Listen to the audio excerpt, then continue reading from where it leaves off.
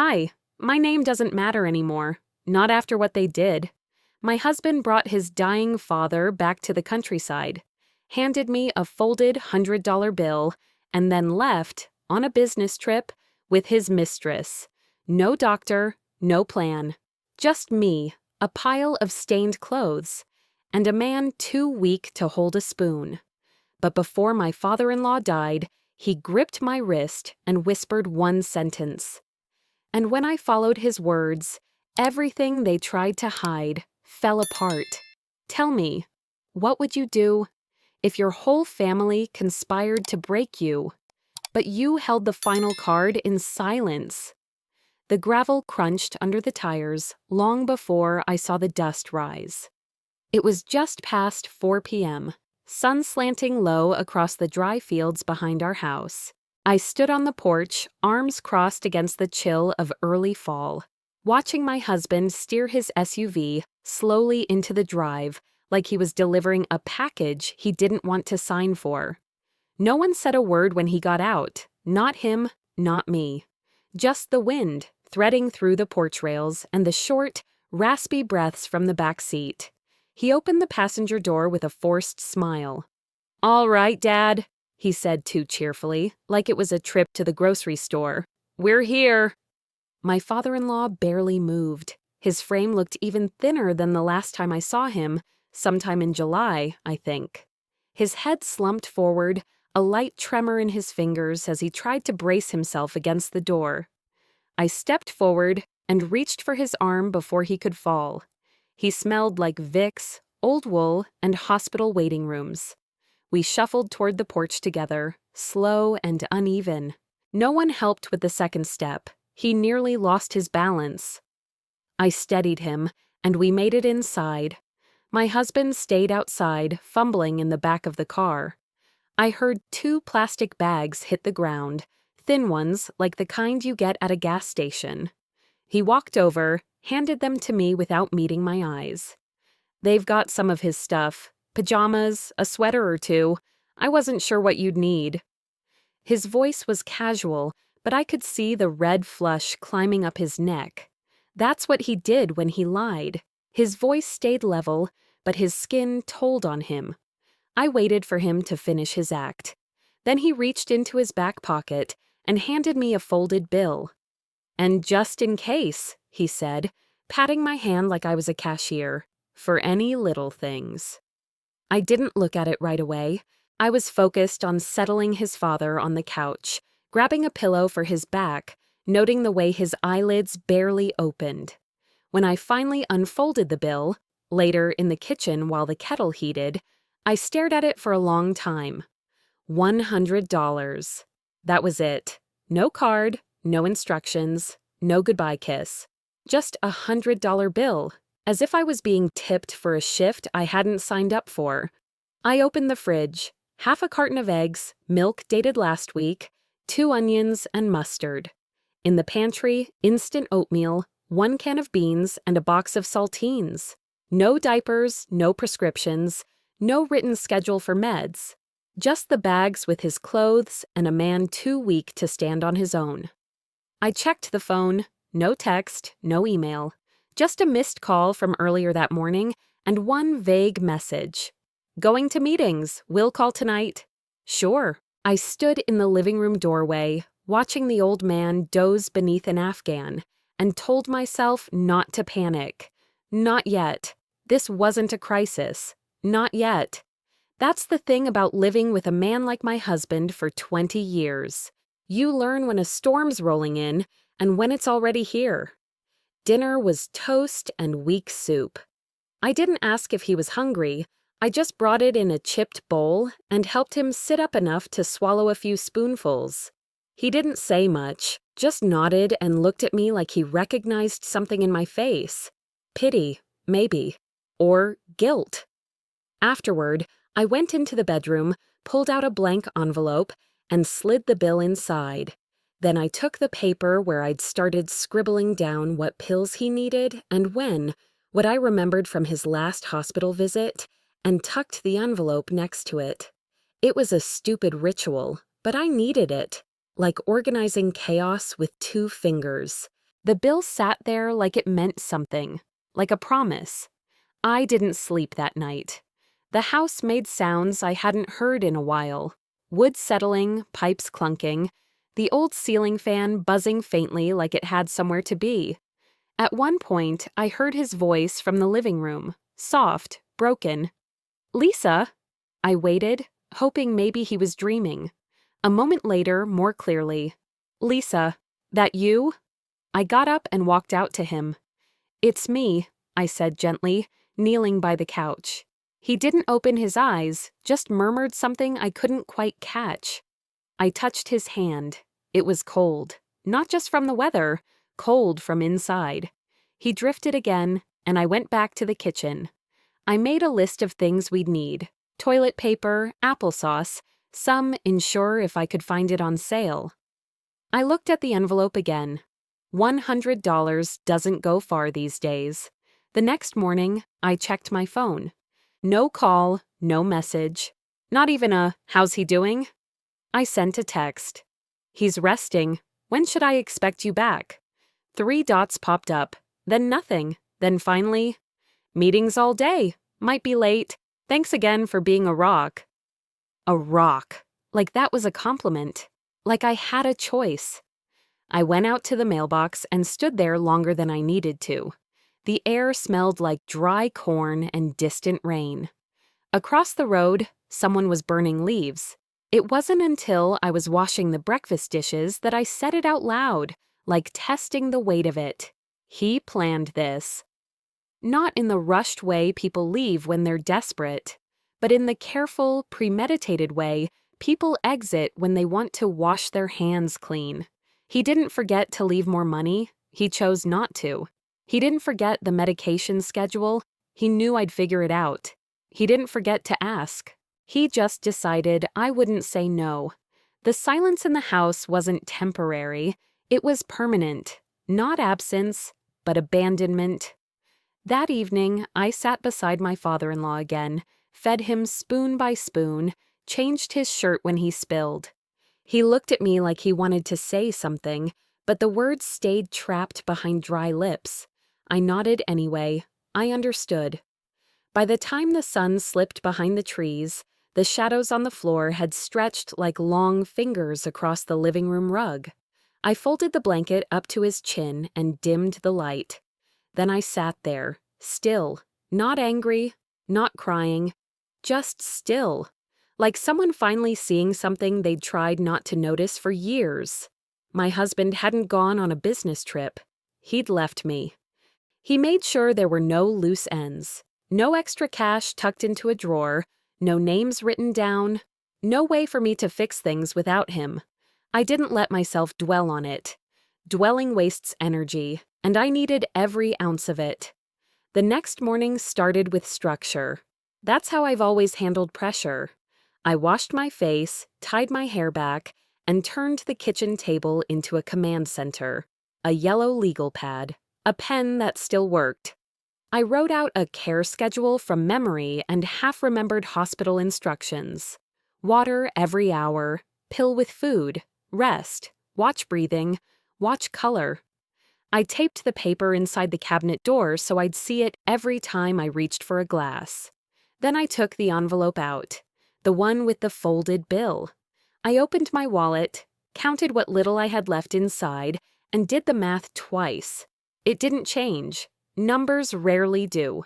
I made oatmeal, helped my father-in-law sit upright, and fed him slowly. He tried to joke when he spilled some on his shirt, but it came out thin and tired. I smiled anyway. You don't scare sick people with your fear. You borrow calm from wherever you can find it. By mid-morning, it was clear we needed his medication. Not tomorrow, not eventually. Now. I wrote down the pharmacy address, helped him into the car, and drove the 15 miles into town. The road felt longer than usual. Cornfields on both sides, brown and brittle. The radio played softly, some old song neither of us reacted to. The pharmacy smelled like disinfectant and paper receipts. Bright lights, white counters, a line of people pretending not to listen. I handed over the prescription and his ID. The technician typed, frowned slightly, typed again. "I'm sorry," she said, keeping her voice gentle. "This insurance is under your husband's name." "I'm his wife," I said. "I'm caring for his father." She nodded. "I understand, but you're not listed as authorized." I waited for the part where she offered a solution. It didn't come. "So what do I do?" I asked quietly. "Well," she said, glancing toward the line behind me, "you can have him call in and authorize it, or we can submit paperwork. That takes a few days." "A few days isn't an option." She lowered her voice. "You could pay out of pocket." I didn't ask how much. I already knew the answer wouldn't fit in my wallet. People shifted behind me. Someone cleared their throat. I felt heat creep up my neck, not anger. Something worse, exposure, like standing in a room where everyone could see what you lacked. "Thank you," I said, because that's what grown women say when there's nothing left to argue. The drive home was quieter. My father-in-law stared out the window, his breathing shallow. I kept one hand on the wheel, the other resting near his knee, feeling helpless in a way I hadn't felt in years. Back at the house, things moved fast. Too fast. He started sweating, then shaking. His breathing turned uneven, like he was trying to climb stairs that weren't there. I sat him up, opened windows, gave him water in small sips. I checked the list I'd made. Everything blurred together. I reached for my phone. The first call rang until it went to voicemail. I didn't leave a message. The second time, I did. Calm, clear. "He's not doing well. I need you to call me." 5 minutes passed, then 10. I called again, straight to voicemail. I left another message, slower this time. No accusations, no edge. "Please, this is important." Then a text. "He needs help. Call me now." I set the phone down on the counter and watched it like it might move on its own. It didn't. As the afternoon dragged on, his breathing eased slightly. Not better, just stable enough to stop my hands from shaking. I sat at the table and wrote everything down. Times, symptoms, calls made, messages sent. Not because I wanted to build a case, because I already knew I might need one. By evening, the silence had settled into something heavier. No missed calls, no replies, just the soft hum of the refrigerator and the sound of someone else's life depending on me without giving me the authority to protect it. I looked at my notes again. Neat, careful, undeniable. I was still trying to keep peace, still trying to do the right thing. But something inside me had shifted. Not loud, not angry, just awake. By the third morning, I stopped expecting my phone to light up with his name. The silence had settled into the walls, as natural as the ticking clock above the stove. I could hear my father-in-law wheezing in the back room, his breath catching like an engine that wouldn't turn over. The to-do list I'd taped to the fridge had grown messy. Notes in the margins, arrows pointing to arrows, sticky notes hanging crooked. I made another pot of coffee, just enough for 1 cup. Sugar was almost out. I stared into the mug while it brewed, thinking maybe I'd call someone. Just one person. Not for money, not for rescue. Just a second voice in this house that wasn't gasping for air. I dialed his sister, Karen, first. I hadn't talked to her much before this. We were always polite in that shallow Midwestern way, potluck smiles, birthday texts, a nod at Thanksgiving. I kept my tone light, like I was updating a neighbor about a sick pet.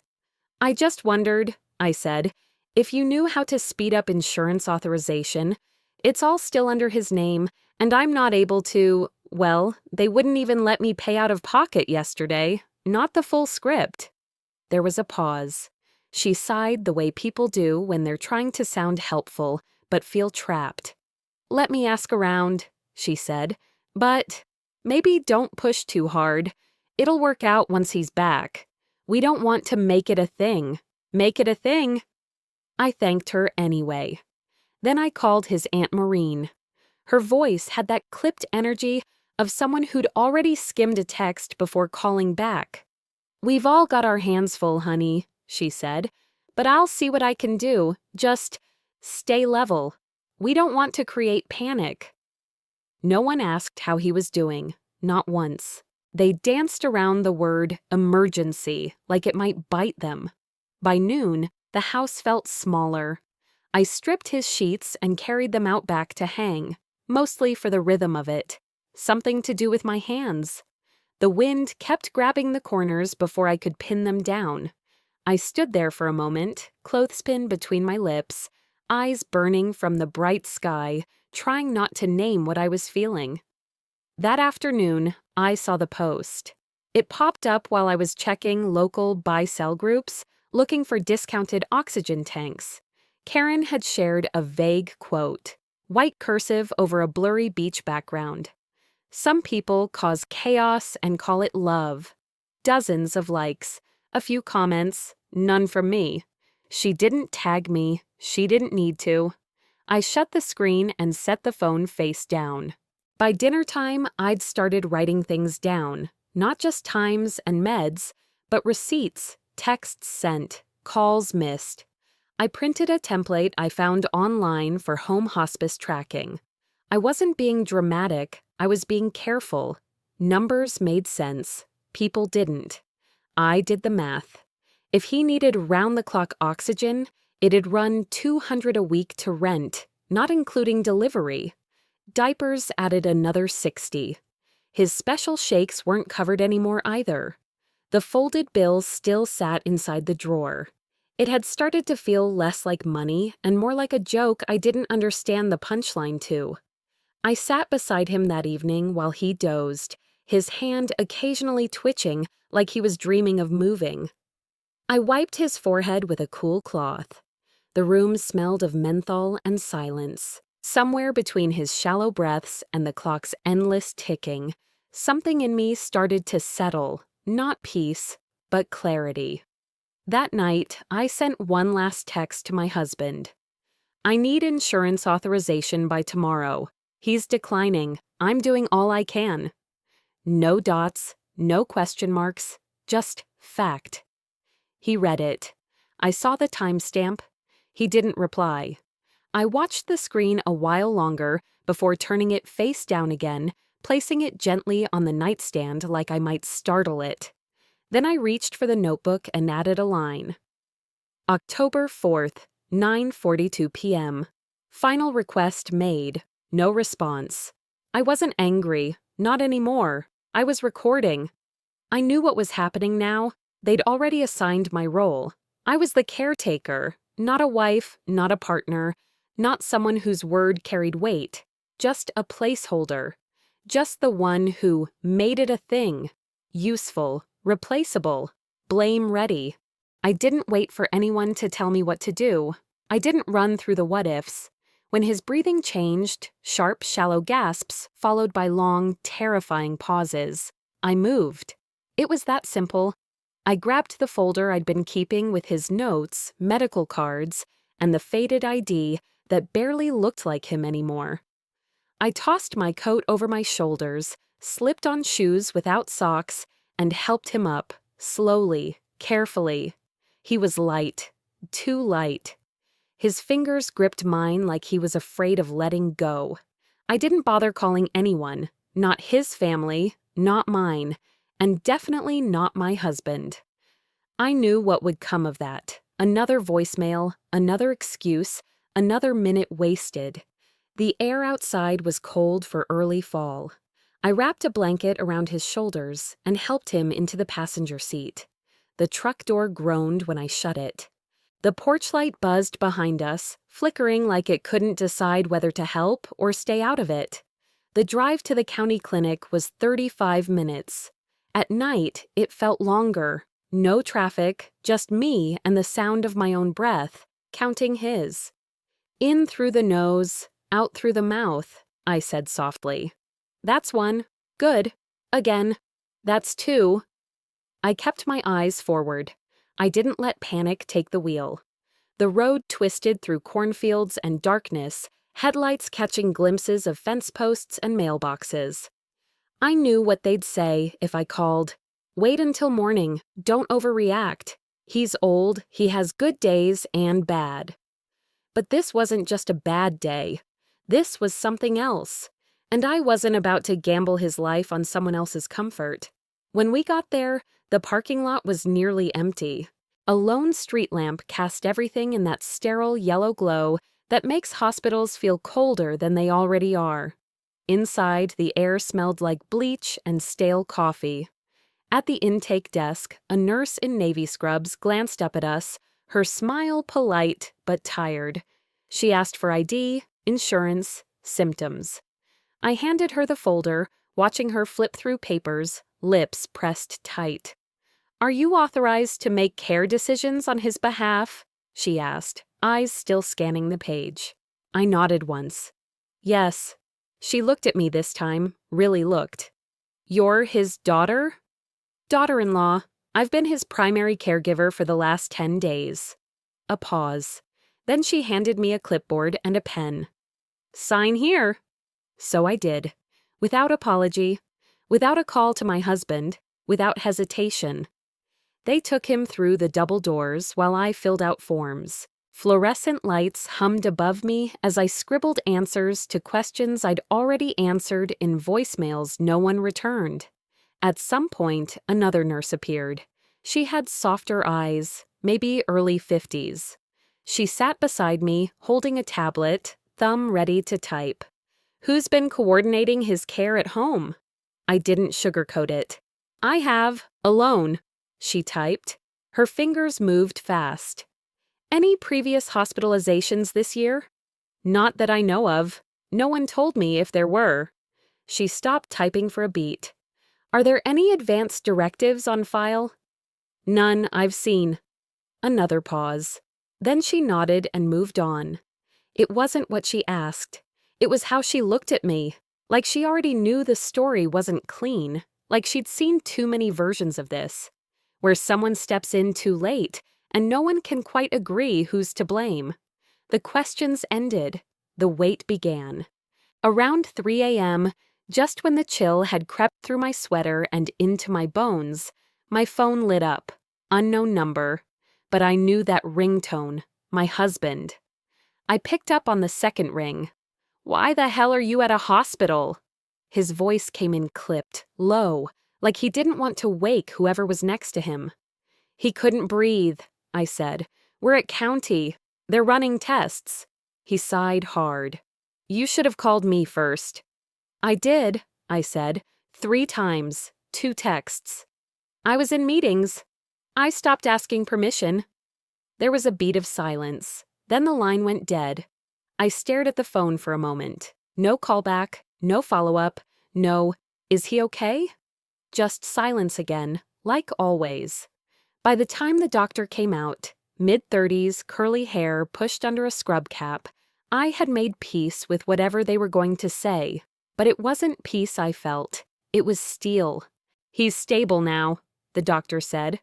"We're treating it as respiratory distress. Oxygen levels were low, dangerously. We've admitted him for overnight observation." "Do I need to do anything else?" I asked. "We'll need a full history, and, given what's in the notes, we've had to file a precautionary report. Nothing accusatory, just protocol when care has been delayed without medical oversight." I nodded once. Not surprised, not defensive, just noted. This was how stories got written. Not through gossip or posts, but paperwork, checkboxes and timestamps and signatures. That's how they define what I did and didn't do. I wasn't ashamed, I was awake. Awake in a way I hadn't been in years. I sat with him while he slept in that sterile humming room. Machines beeped softly. A nurse came in every hour.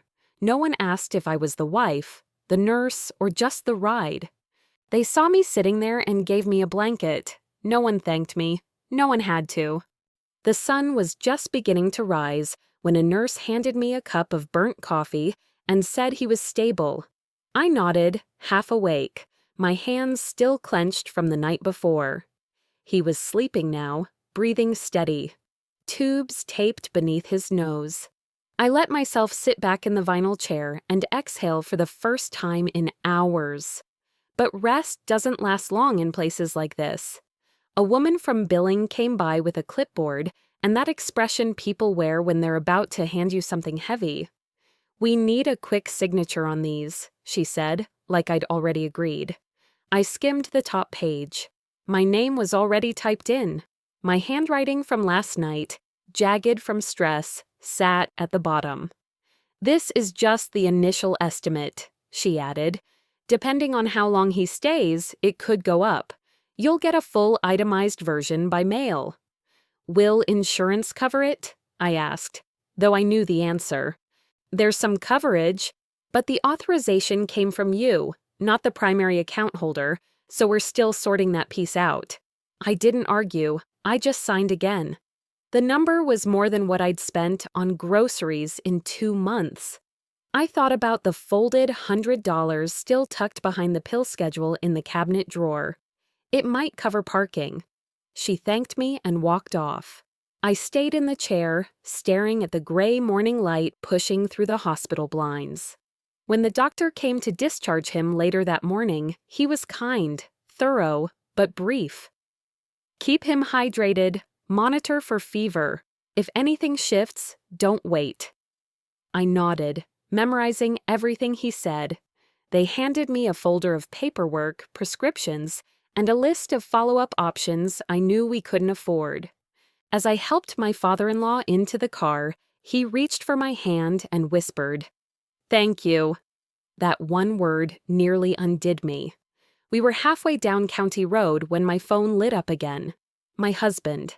I hesitated but picked up. "You took him to the ER without telling anyone?" he snapped. "Do you realize what you've done?" "He couldn't breathe," I said, calm, even. "He needed help. I gave it." "You overstepped," he said. "You've put us in a liability nightmare. I told you to wait, to not escalate." "He's alive," I replied. "You're welcome." He didn't like that. "We'll talk about it later," he said in that low, manager voice he used when he was trying to sound reasonable, but really meant I'd crossed some invisible line. I hung up without saying goodbye. Back at the hospital, just before we left, a nurse had asked if I had a minute.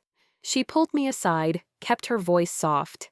"This isn't about you," she said, "but be aware, when someone's care gets questioned and the paperwork isn't clean, the system has to protect itself. Keep good records, document everything." I knew what she meant. It wasn't a warning, it was advice.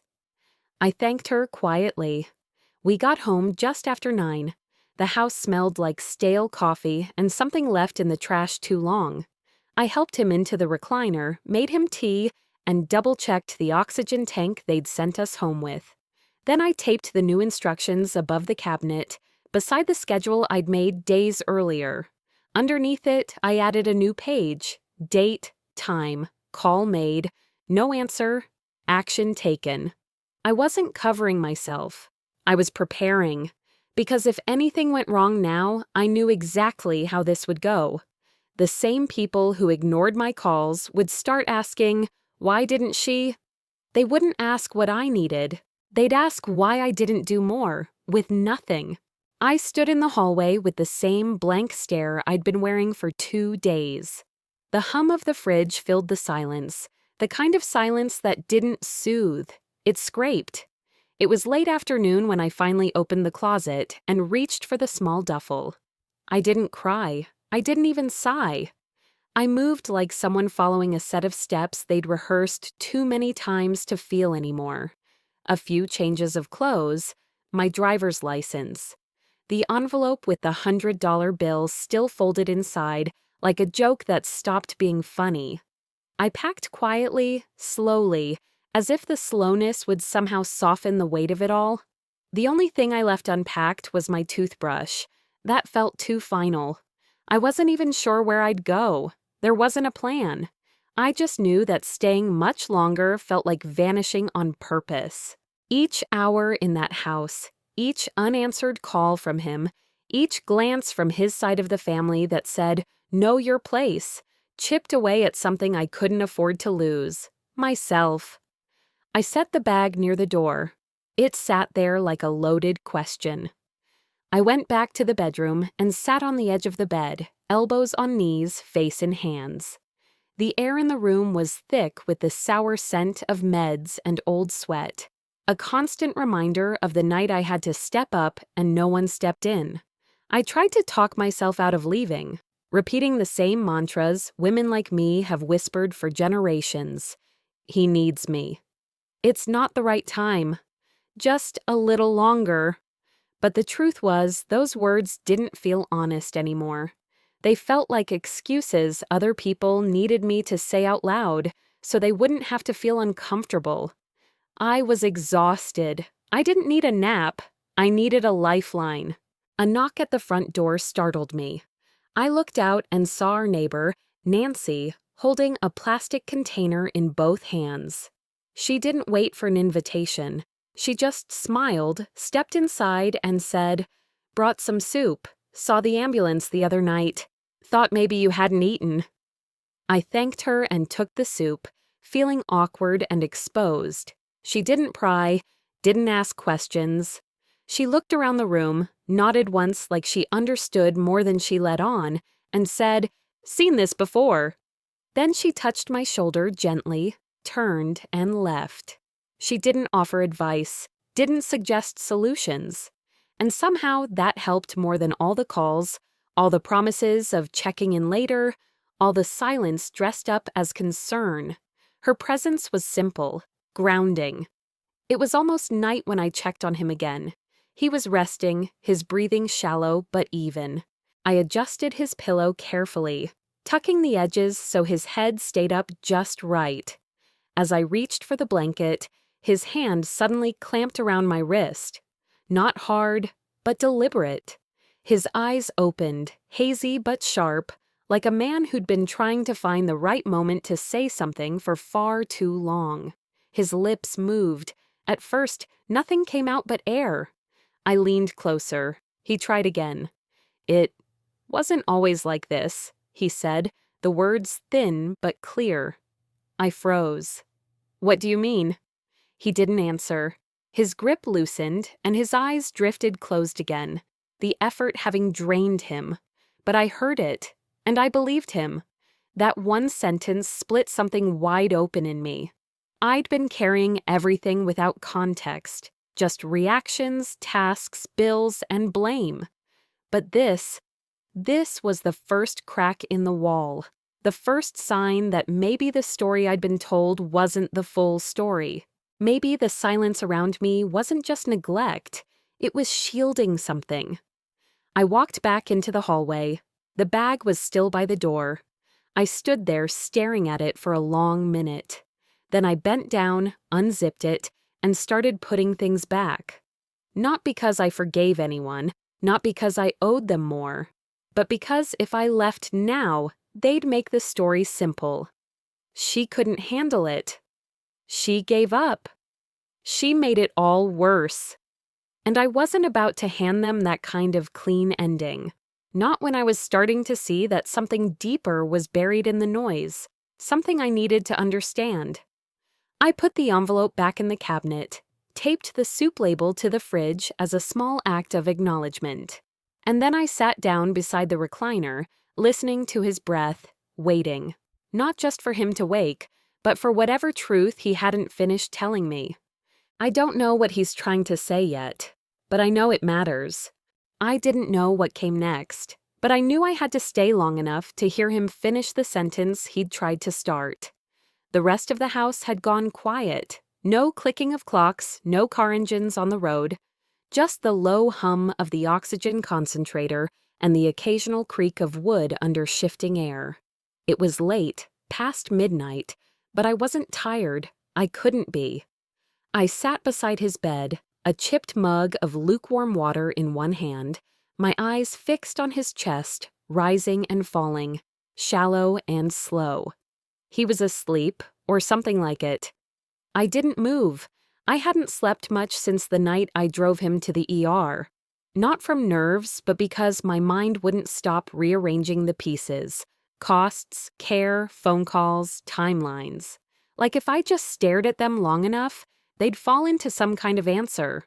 I dipped a sponge into the water and lightly brushed his lips. He barely stirred. His mouth was dry, the way it always was lately. I checked the tubing again, adjusted his position, wiped under his chin. It wasn't tender, it wasn't dramatic, it was just what had to be done. Then, without warning, his hand shot out and gripped my wrist. I didn't jump. I didn't scream.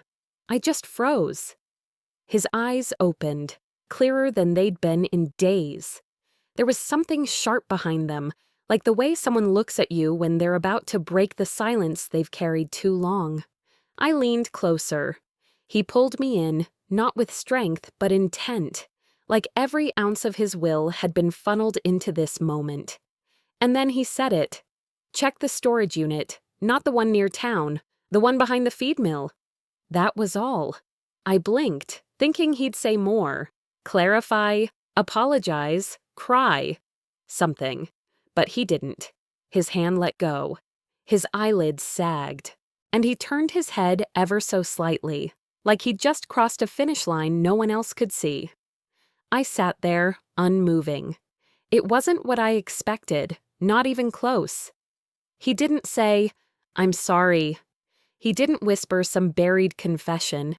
He gave me an instruction, plain and surgical. I stared at him as the sentence rang in my ears.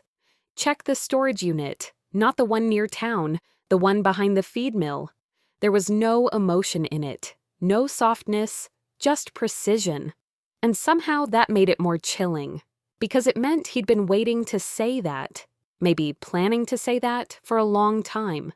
And not because he wanted to reconnect or reconcile, because he needed me to act. And I knew in that moment that this wasn't a gift. It was a transfer of knowledge, of burden, of risk, the kind that didn't come with a warning label. I sat back slowly, not taking my eyes off him, and felt a cold sweat crawl up my spine, not from fear, from recognition. The dots began to connect. Why my husband had been so firm about moving him out here. Why I was asked to keep things quiet and not escalate. Why every move I made toward getting outside help was met with a flinch, a delay, a deflection. It wasn't about control. It was about location, about access, about hiding something in plain sight. The storage unit behind the feed mill. Not the closer one, not the convenient one. I had never been there. I had no key. But the sentence made one thing clear. I was meant to go. Me, not anyone else. Not his son. Not the family. Me. And that scared me. Not because of what I might find, but because I already knew enough to guess. This wasn't about old tools or family heirlooms. This was about leverage, insurance paperwork maybe, financials, medical records, or something else entirely. Something that, if discovered, could unravel the tight net they'd built around silence and blame. I didn't need him to say anything else. I stood up, steadied myself, and reached for the throw blanket to pull over his legs. He didn't stir again. Then I sat back down, this time not as a nurse, not as a daughter-in-law, as a witness. Because now I had direction. A sentence that split my world in half, before and after. I didn't write it down. I didn't text it to myself. I just etched it into my mind, word for word. Not the one near town, the one behind the feed mill. That's where the truth was. That's where the map began. I promised him nothing out loud, but inside I made a vow. I would go. I would find it. And whatever it was, I would no longer carry other people's silence for them. If he'd passed that burden to me, he'd better believe I'd know what to do with it. I stood up and stepped out into the hallway.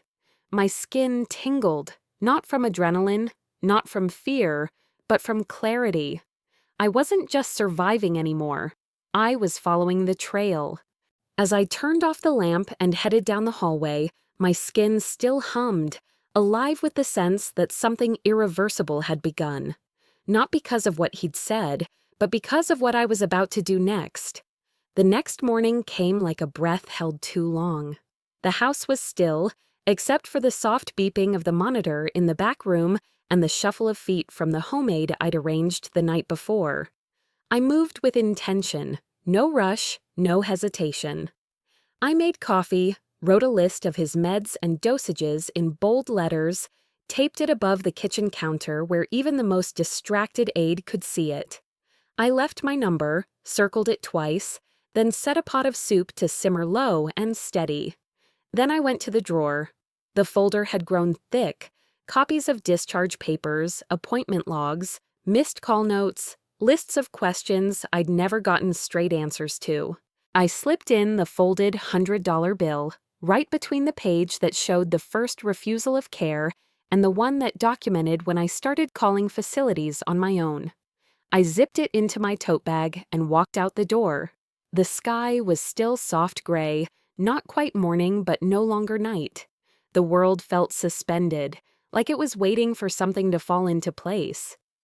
At the county clerk's office, the woman behind the glass looked up with that small-town suspicion that comes when a stranger starts asking exact questions. I gave her the name, the property parcel, the date of transfer. My voice didn't waver, didn't rise.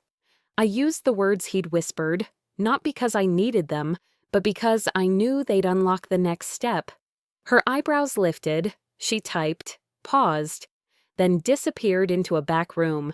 When she returned, she handed me a slim stack of papers, printed in that thin county ink that always fades too fast. There it was, title changes, ownership records. A signature that wasn't mine but that now had legal strings tied to my name. Power of attorney forms, oddly timed. A trail of transactions that, taken one at a time, looked like dust, but together told a story. I flipped to the last page, the one that showed the date he'd been moved to the countryside and the reclassification of the address as a non-primary residence, which, by some small clause, shifted oversight, which, combined with a note from his primary provider, unsigned but suspiciously vague, meant that care decisions had been both delegated and ignored. It wasn't illegal, it was designed. Next stop was the bank. Smaller building, colder air. I asked to speak with the branch officer, not a teller. I need to confirm something regarding a joint account tied to a health directive, I said. She blinked once, then motioned me into the side office. After verifying my ID and reviewing the papers I'd brought, she scrolled through a screen I couldn't see. Then she printed something. One page, it was enough. His son had rerouted funds, small amounts, spaced out, right around the time I started making calls. Not theft, not even hidden, but deliberate. To cover incidentals, the form said. Incidentals that lined up exactly with the first wave of charges the insurance company had flagged. I folded the page, tucked it into my folder, and stood. There was nothing else to say. In the parking lot, I let the engine idle while I replayed everything in my mind. The move, the silences, the pressure not to ask. It hadn't been about care. It had been about containment, control, plausible deniability. Until now. My phone rang. His name lit up the screen. For a second, I almost didn't answer, but I did. "Hey," he said, all brightness and tension. "I was just thinking we should maybe talk. There's been some confusion about timelines and intent." I waited. "I think it'd be best if we keep this between us," he went on. "No need to make anything official. Lawyers complicate things." I stared at the documents in my lap. "I'm reading from records," I said, calm as a lake in winter. "Not from memory." Silence. Then the pivot I saw coming from a mile away. "Well, look, I know you've been stressed. Maybe acting out of turn. We're all trying to do what's best, and I think you've maybe misunderstood how some things work. I didn't yell. I didn't argue. I just listed the times, the signatures, the call logs. I told him what I'd seen in black and white. Then I said, "We're done here." I ended the call. Back at the house, I didn't say anything to the aide. I just nodded, stepped past her, and went into the study. I placed the folder on the table, took the $100 bill and laid it on top. I looked at it for a long moment, this small wrinkled symbol of everything they'd tried to buy my silence with. Then I turned and walked out. I wasn't angry anymore. I was done being managed. The quiet that followed wasn't empty. It was full of the things I no longer had to say, full of decisions made in silence, steps taken without needing applause. When I got back to the house, the hallway light caught the edge of the photo frame we'd never rehung after painting the walls. That crookedness had started to bother me weeks ago. Now I barely noticed. I poured a glass of water, rinsed the cup before the lip even dried, and checked on him. He was asleep, barely. His breath was thinner than before, his chest rising like a whisper under the blanket. There was no pain in his face, no fight left in his body. Just the fading edge of someone who had already said what he needed to say.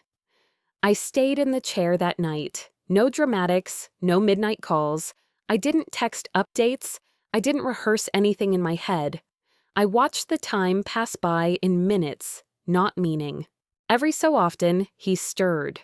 Once, he squeezed my hand, almost by reflex. That was the last movement. When he slipped away, it was without sound. No sigh, no gasp, just a moment when the rhythm stopped and didn't start again. I checked the clock, wrote down the time, and then sat a while longer because standing up felt like waking from a dream I hadn't finished yet. By noon, the paperwork was in motion. His name on the forms matched the copies in the folder I'd built. There were no surprises. The nurse nodded when I handed over the discharge summary. She didn't ask questions. Neither did the clerk on the phone when I confirmed his final wishes, already notarized. Systems work quickly when the road's already paved. I didn't post about it, didn't send out group texts or start threads.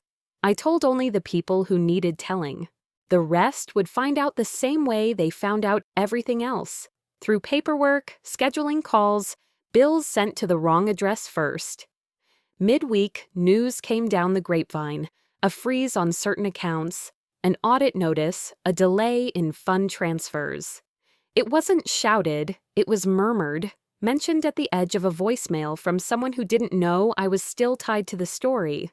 My husband didn't return home in a fury. He came back measured, like someone who suddenly remembered how long the hallway was and wondered what I might have seen when he thought I wasn't looking. He didn't apologize, but he stopped giving instructions. That night, during the only in-person exchange we had left to complete, I set the folded $100 bill on the table. I didn't toss it. I placed it. Deliberate, quiet. He looked at it, then at me, waiting. I said only one thing. "This is all you thought I was worth." Then I turned. Not because I was angry, but because there was nothing else left to prove. Some debts don't get repaid, some aren't meant to, but it's important to know which ones were ever real. I packed slowly that evening, only what belonged to me. A pair of boots, the scarf my sister gave me before she moved out west. The small box of letters my father-in-law wrote years ago, back when his handwriting still held its shape. I didn't take any kitchenware. I didn't bother with furniture. Not because I didn't deserve more, but because I didn't need reminders. The house didn't fight me. It didn't beg me to stay. It just stood there, the way houses do, holding everyone's silence between the walls. I walked out the front door without pausing, without checking if he was watching from the upstairs window. The road outside was damp from an earlier rain. The sky had already turned that particular shade of evening where every color starts to bleed into blue. I didn't have a grand plan, no next address. But I had clarity, and that was enough. I didn't win because I yelled louder or played smarter. I won because I documented everything. Because I stopped giving people more credit than they earned. Because I knew the difference between keeping peace and keeping quiet. Some wounds don't close all the way, but they stop bleeding when you stop pretending they aren't there. I set it down and walked away.